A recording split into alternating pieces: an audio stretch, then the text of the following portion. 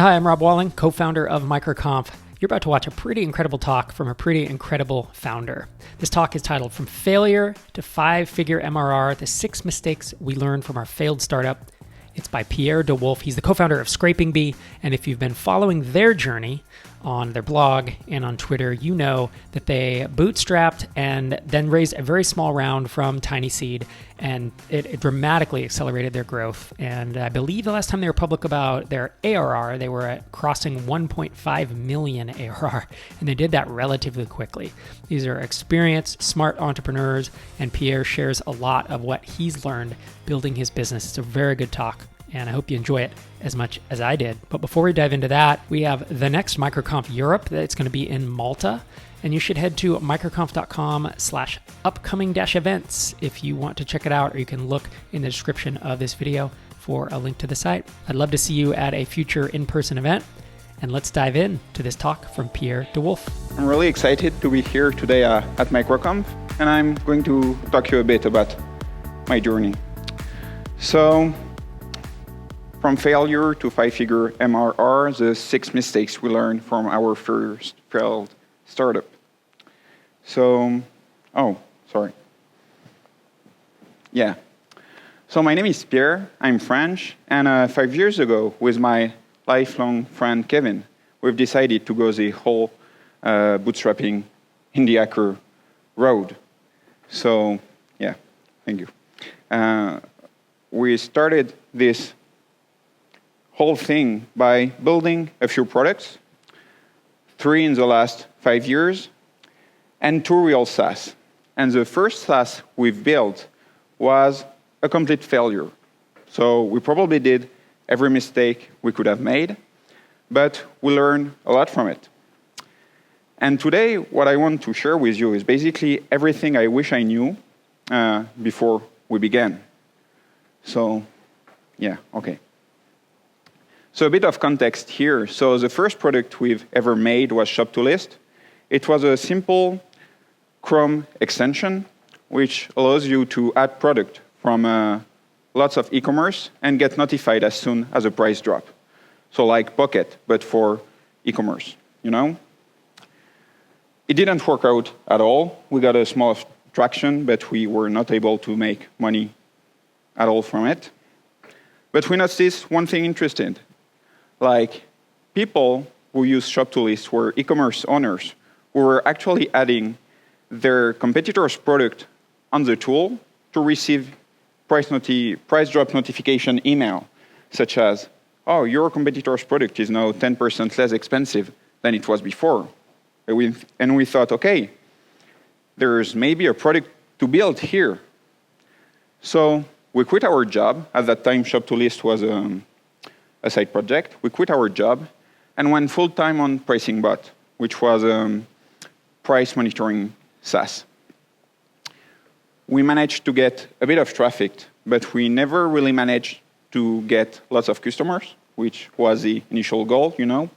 And after a year, we were hovering at 450 MRR. So we gave up and decided to work on a ScrapingBee, which is a web scraping API. We got the idea because we did a lot of web scraping while working on PricingBot.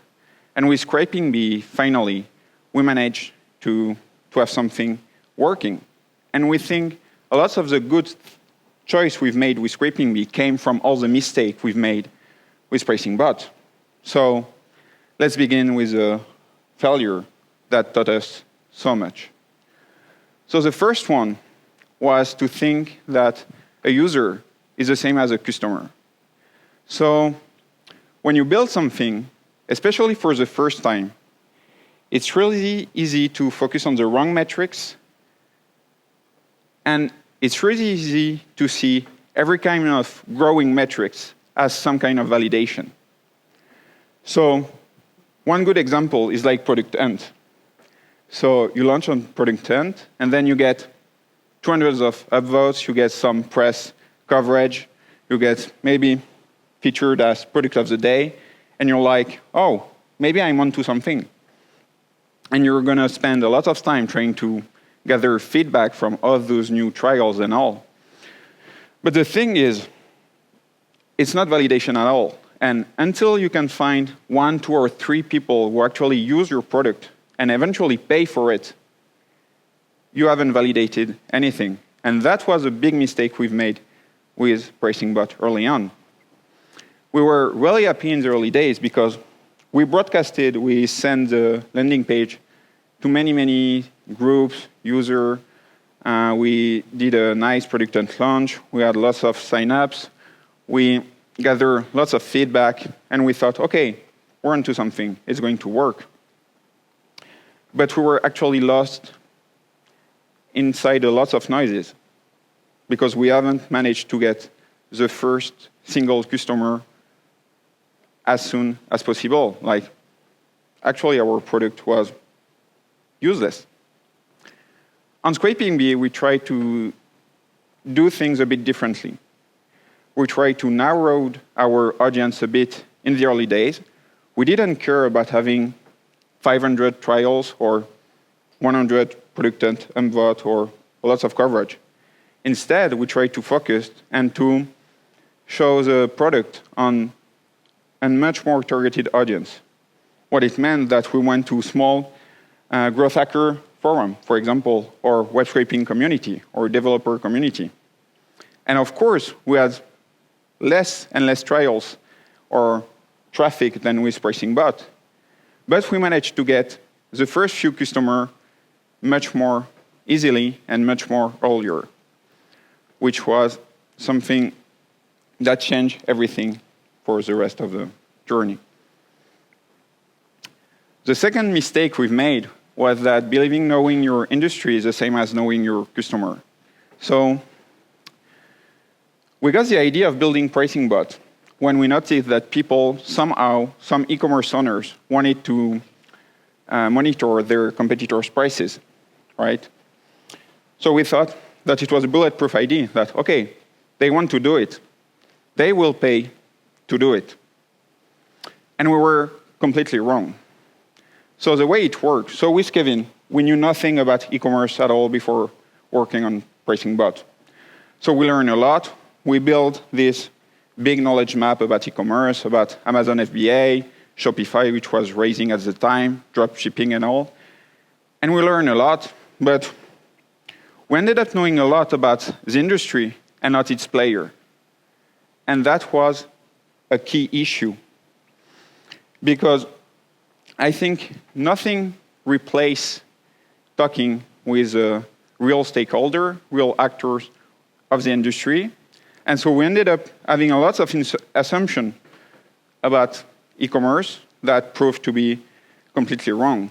So basically what I'm trying to say here is that we should have talked way more to users. And when we built ScrapingBee, we had this in mind from day one.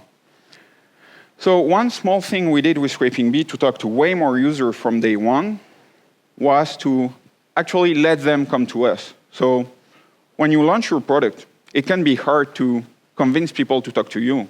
You will reach out to them by email, but most of them won't even read the email. So instead, what we did was, okay, you know what? You subscribe, you created a trial account. So if you agreed to talk 15 minutes with us, we'll give you 10,000 free API credits. To give you an idea, the basic free plan was 1,000 free API credits, so it was kind of a nice incentive while not menacing our company's banking account. And it allowed us to have hundreds and hundreds, not hundreds and hundreds, 150 customer conversation very early with people who actually wanted to use our product more. Of course, when you do that, you'll have some kind of abuse. People will be, yeah, okay, give me the free credits. Yeah, bye. Okay, well, those are the game. Feedback is easy to discard when that happens. So then, you're on the phone or on Zoom. What do you ask? So basically, here is just a very quick recap of the month test by Rob Fitzpatrick. But the main idea is, don't talk about you when you talk to customers, and never ever give them the opportunity to hurt your feelings. Because if you do, they won't, and they won't give honest feedback. So instead of asking questions such as, what do you think about this idea? Or, do you think I'm onto something? Ask things such as, how do you solve this? Or, what do you think about this problem? And actually, the most important question here is, what else have you tried? For PricingBot, I remember when we asked that question to some e-commerce owners, we heard things such as, well, you know, I've never really managed to do price monitoring, so I'm really looking forward to use your product. Or things such as, well, it's too complicated, we don't do it. And we thought it was an opportunity here because we thought, well, we have a solution. Actually, we had a solution to a problem they didn't care about. Because of course, when you start something or build a company, you'll have hundreds of problems. And there will be problems you want to solve and others you want to discard. And PricingBot was probably solving a problem nice to solve, not a really important one. With ScrapingBee, on the other hand, we heard things such as, well, we've built some in-house tools, it's a hell to maintain, or, well, we're currently spending $5,000 on web scraping, and we could really get some cheaper alternative. And here, we had an opportunity to offer a solution to a problem those people were already solving and were already spending a lot of resources to solve. Next problem was, again, in the early days, you don't have that many feedback, and you try to know what to build next. So what feature, what your user would like to get into the product. So there is the easy mode where you talk to people and they precisely know what they want. But again, because we didn't manage to talk to that many people in the early days, instead with ScrapingBee, what we decided to do was to let them give us some clue. So what we did, for example, on our documentation page, we installed Hotjar. We later switched to Microsoft Clarity. For those who don't know, it's a small SaaS tool who can give you lots of insights on how users precisely interact with your page. We created a clear table of content on our documentation. And for each feature we were considering adding, we added a section on the table of content. If people clicked on a section, they would get redirected to a coming soon paragraph. For example, we were considering adding a screenshot feature to our API. And we wonder, well, do users really need it? It would have been slow and hard to get that answer directly, especially in the early days. So we did just that, added the screenshot section on the table of content. And then we waited a bit, and we just had to see if people were interested in it by working on the red dot. So that's a heat map of the documentation. So each red dot means that people clicked a lot on that button. That's not a bulletproof method, of course, because maybe people clicked on screenshot because they simply didn't know what screenshots were.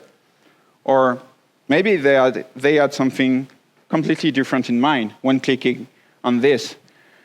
But we found that it was a good proxy to kind of gauging interest of feature or direction your product can take, especially, again, in the early days. The first failure, the third one, was to think that if you need 30 emails to sell your product, problem is your email. So this one obviously applies mostly to low-touch SaaS, the one where you're trying to get people to organically go on your landing page, create a trial, use a product, and then upgrade to a paid plan.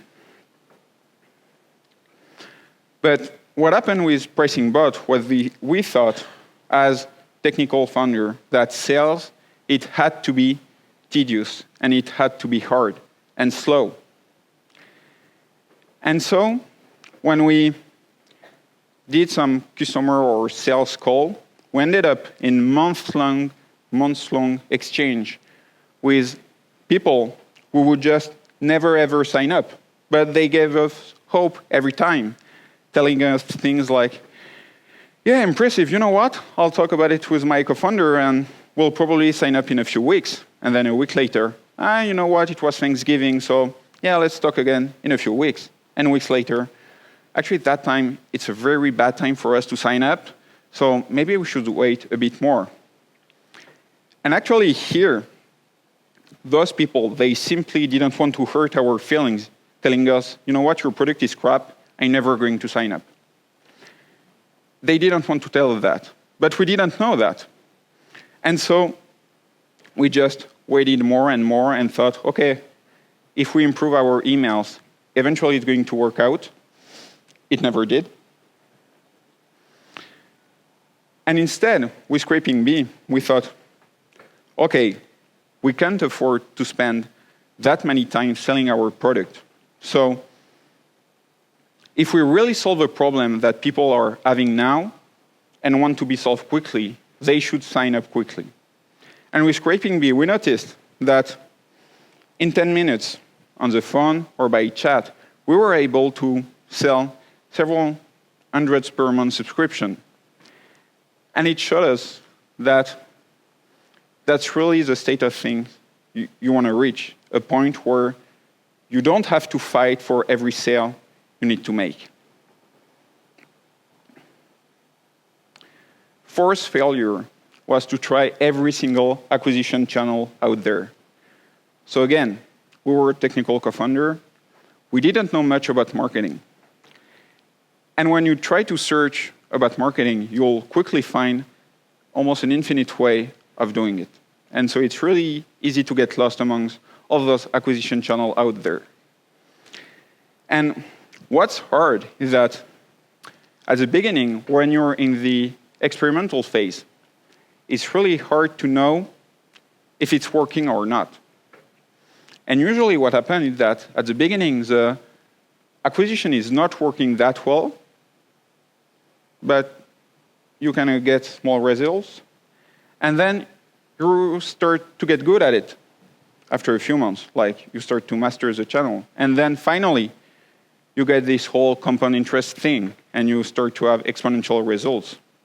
Well, the problem with PricingBot was that we get stuck in the experimental phase, and what we thought was bad results were actually completely natural. And so instead of staying focused on that channel, we just changed every time we got bored or every time we thought it didn't work. So we tried SEO, published a few blog posts, and it worked a bit, but we thought, well, it's not working well enough, so let's try affiliation instead. Was not working either, at least not as well as we hoped. So we tried cold outreach and social marketing and Reddit ads and Google ads and basically almost everything. And instead, with ScrapingBee, we tried to focus day one on SEO, and we only did just that. So same as before, in the early days, we got only maybe a few hundred views on our articles, which converted to just a few trials and to eventually 1 customer. But we thought, okay, let's do it again and again and again. Our luck here was that Kevin had some experience with it because before working on PricingBot, he had a web scraping blog about Java, so that helped a lot. And we thought, okay, we should just play on our strength and focus on SEO only. And even though we won't ever be the best at SEO, at least it will always be better to just keep improving on it and just stop switching around on every possible acquisition strategy out there. The fifth fail was to believe in silver bullet. So what happened with PricingBot was we often thought that for complex solution, there was one simple problem, one simple tool, one simple growth hack that could fix everything. One example of conversation I had with Kevin, it went like this. Okay, Pierre, I think we have an acquisition problem. Yeah, we do. So, you know what? there's lots of bloggers and YouTubers about e-commerce. I think I found it. We just have to do affiliation. It's going to be very easy. We find partner, they sell pricing bot for us, and we're rich. And after a few weeks, we had 2 acquisition problems. Because first, we had to still find customers. And second, we had to find partner. And still, we didn't even know how to sell pricing bot, and yet we thought we could find people and teach them how to sell pricing bot to others. So the idea behind this is that behind if you think there's a silver bullet who can fix something complex, it's probably because you're trying to avoid the big important question. At least that's what we did with pricing bot. Those questions for pricing bot, for example, were what we should have asked ourselves was instead, is my product useful? Do we get some usage? And of course, the answer was no. Like, we would get some trial, but people wouldn't use it at all. And then, do users pay or enough money? Again, they didn't pay at all, so of course, not enough money anyway. And can I get more users? Can I find a sustainable and scalable way to increase my user base? And again, here, problem was no. And had we took a step back and asked ourselves those questions, we probably would have wasted way less time trying all those tweaks and hacks and silver bullet things. The 6th one was thinking consistency was enough. So you hear a lot things such as success is just showing up, or consistency will make you win no matter what. But the truth was, and I know how obvious it sounds right now, but at that time for us, at least it was not, that if you're consistent at doing the wrong thing, you're just going to do the wrong thing all your life. And I think what makes it hard to get away from this consistency at all cost thing is that in the early days, it's really hard to make the difference between something that's not working and something that's working just a bit. Something that's worth fighting for and something you should really just give up and move on to something else. And so, of course, if you zoom out and think in months of years, well, results or no results would show. And that happened with pricing bot a lot. So we thought, okay, things aren't great, but if we keep doing some manual onboarding, if we keep talking to users, if we keep doing some content and spending some time, we'll reach some success because we're being consistent. What's going on? One example of it was Amit came to us one day. He subscribed to Pricing Bot. Amit was selling adult dolls, lots of them. And if I'm telling you this, it was because he was selling 700 dolls and needed to monitor 6 competitors. And the way Pricing Bot worked was you had to manually match your product with your competitors to get the kind of notification that said, okay, your competitor's product is not 10% less expensive than yours. And we offered to Amit to do the manual matching ourselves. So for one full week, 10 hours a day with Kevin, we ended up matching adult dolls on our full screen all day long. That was not the best week of my life. And what happened is that he actually paid $600 for 1 month, but actually he paid out of pity for us because he was like, oh gosh, it should have been a hell to do this, so okay, I'm going to pay. But it stopped right here because 2 weeks later, he told us, yeah, it's not that useful, sorry guys, and he canceled. And here, where we should have just stopped, take a step back, and ask ourselves what was going on, we just continued to do it. So we did it with dog food, mattresses, light bulbs, and all those kind of exciting stuff. And it never worked. Which led me to my last point,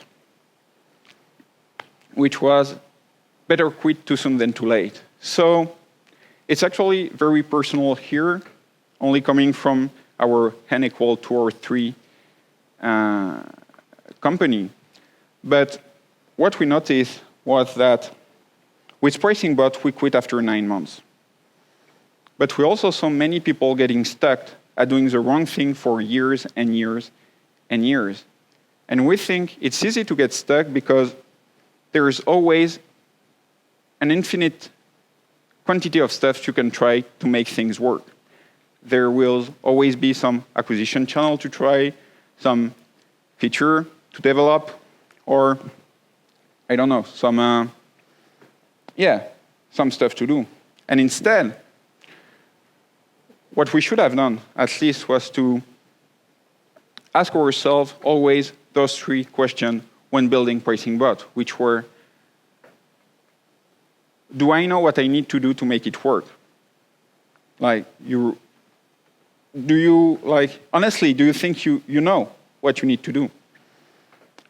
And with PricingBot, we answer from day 1, at least day 5, let's say, was no. We didn't know. We were just constantly flowing in an endless stream of experiment, and we were getting nowhere. Second question was, am I able to do it? So for example, with PricingBot, we didn't know what we needed to do, but we knew that some price monitoring tools were actually quite successful. But those tools, they were targeted at very big e-commerce, monitoring thousands of SKUs. And we didn't know how to do it, because it meant really developing an all different product, managing technically much more complex than what we were doing. And we were not able to do it. But more importantly, we didn't want to do it because it meant building a company around a product we didn't want to build. It probably would have meant raising some money and hiring more engineers. And this is something we didn't want to do. So had we asked ourselves those 3 questions early on, we probably would have win and save a couple of months. So if I had to just keep 2 lessons from this whole PricingBot mess and then ScrapingBee, was to never forget that the only true validation is a paid customer. Everything else is just fluff, product and compliment from external user, or it just really doesn't matter. And to never forget to take a step back and ask yourselves the right questions when you're building your product. So if you feel something is wrong, there's probably something wrong, and dig a little deeper. Do not get distracted by this new shiny acquisition technique out there.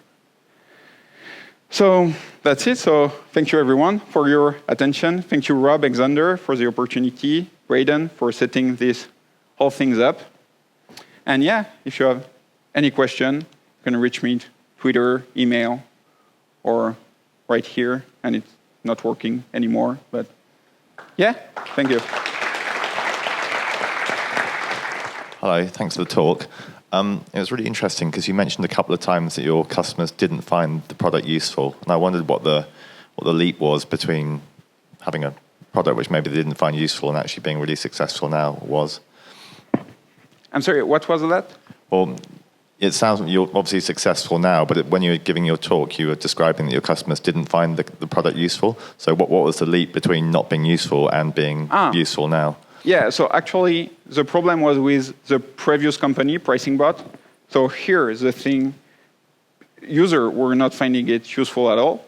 And with ScrapingBee, because we early on really focused on getting that first customer as soon as possible, we didn't care about getting traffic or Reddit upvote or product upvote. We just monitor usage a lot. Like the first few days after launch, I was just on Datadog reading every single API call, trying to understand how people would use the product.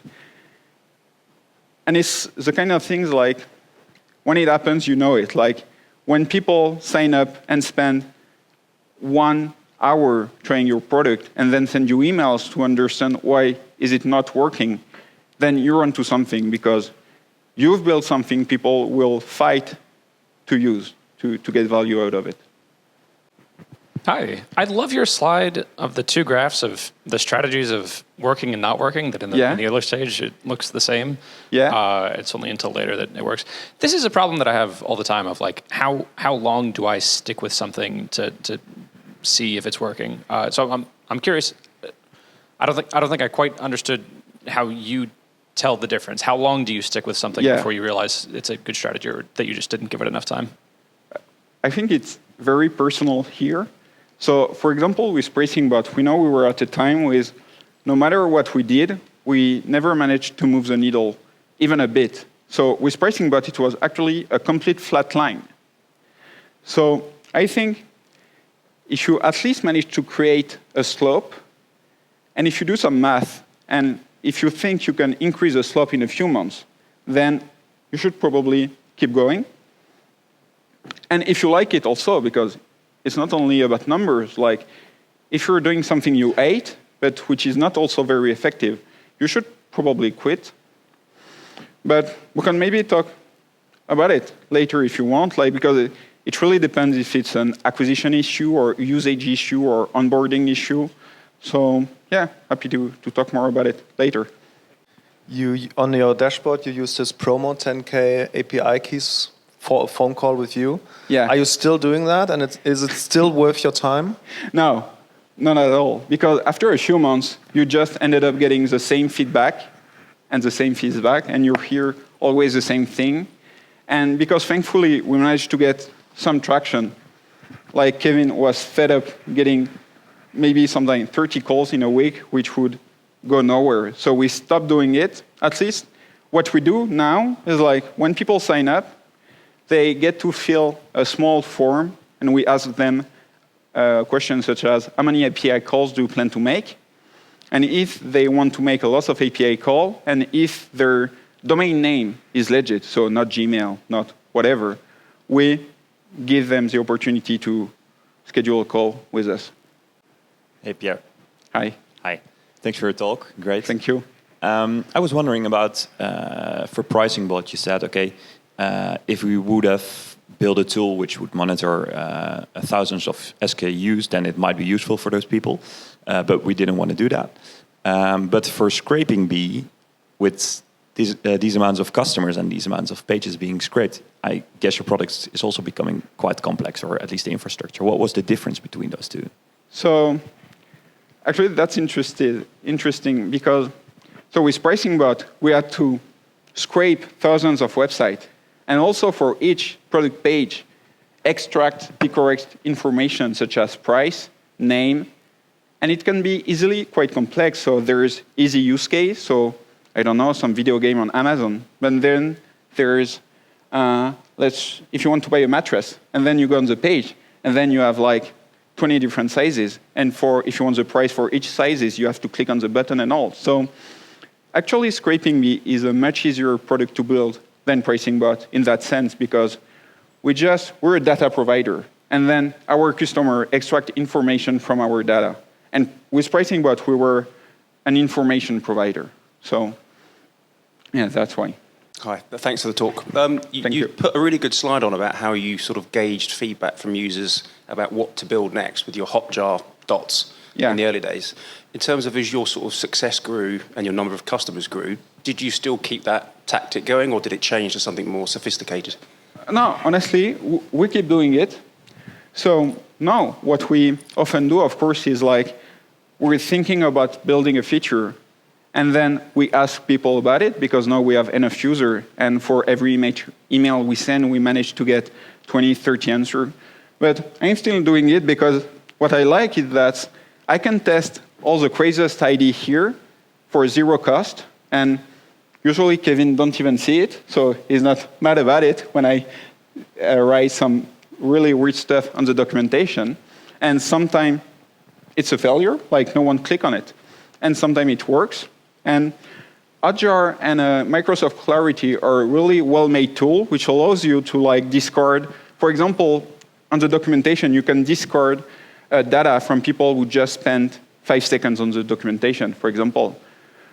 So what was useful, for example, was to only grab the information from people who spend 2 minutes on the documentation, people who really wanted to get in, or people who already had an account. So yeah, we're still doing it. Hi, Pierre. Hi. Really cool story. Thank you. My question is about the future. So if you look forward a year from now, will you keep doing the same strategy, product-wise, marketing-wise, sticking with SEO, or you will start adding on top of that something else? So it has a lot to do with how are we going to grow the team. So obviously right now, not obviously, right now, it's only Kevin and I, with Etienne doing some development. And Kevin wouldn't have time to try something else. So either we hire someone to do, for example, cold outreach, or we work with a cold outreach agency. But for now, at least in SEO, there's so many other opportunities out there. I'm just talking in terms of keywords and search traffic that we feel we have at least 6 months, 1 year of SEO we can do right now, work on SEO for 6 months, and still get great results. And yeah, did that answer? Okay, cool. One question. How do you know you have 6 months to a year left of SEO potential? So basically, we have a list of articles we want to write. And we know that we can write good articles at a rate of 4 to 6 a month. And that's how we did, with a very complex math equation. We managed to get to 6 months. Okay, so you double down on SEO, and you're writing a ton of articles. How do you figure out what's the good thing to write about? Are you basically thinking of what do you think will make sense for the customers, what's valuable, or you go, for example, into Ahrefs and look at the keyword support and what people are searching for and have like more data-driven approach? So in the early days, we didn't even use Ahrefs. In the early days, we just learned about this technique called the skyscraper SEO technique. So basically, the idea is like you write the best possible content, usually educational content about your industry. It doesn't have to be about the problem you're solving. So for example, for us, it was about web scraping. So we wrote very detailed web scraping guide in Python, for example. And then what happened is that if the content is good, you're going to get some traffic and then backlinks. More backlinks mean higher domain rate, and a higher domain rate mean that then you can write those specific articles and rank on Google quicker and faster. But after a few months, so we did that for 3 or 4 languages. And after a few months, I forgot to mention it on the call, but on the talk, but we followed the Ahrefs course, Blogging for Business, which used to be $700, but which is now free since last year, and that's helped tremendously. And from that point, we started to do more serious stuff using Ahrefs, trying to know volume, and more importantly, keywords difficulty. Because then we noticed, okay, these articles, let's not write about it because like the first one, the website ranking first on it is like PyCharm or something like that, so we can't even fight. So yeah. Great talk. Thank you. Thanks. I have a question about the building public thing, which you were doing. Yeah. How has that helped you, if anything, or is this just for fun and all your customers are coming from SEO, or has Twitter helped at all? In terms of customer, it hasn't helped at all. So we currently have 400, 500 customers. Maybe one came out of Twitter. But what it did help with was, like talking here, for example. So I know Xander and Rob got the idea from my Twitter thread. And then last time also, I tweet about using Microsoft Clarity. And in a week, there is going to be a case study published on Microsoft.com website with a link to ScrapingBee. So, you know, it's a lot of small seed that somehow, sometime flourish. But yeah, using this to get customer, I wouldn't advise it. At least if there is not a big match between your audience and your product. So had I built a Twitter tool, for example, it would have make much more sense to build in public as an acquisition strategy. So it brings a lot of good. I really like it. It makes me meet a lot of very interesting people, but it did not help grow ScrapingBee business at all. All right, that's our last question. Everyone give Pierre another round of applause. Thank you so much, Pierre. Thank you, everyone. Thank you.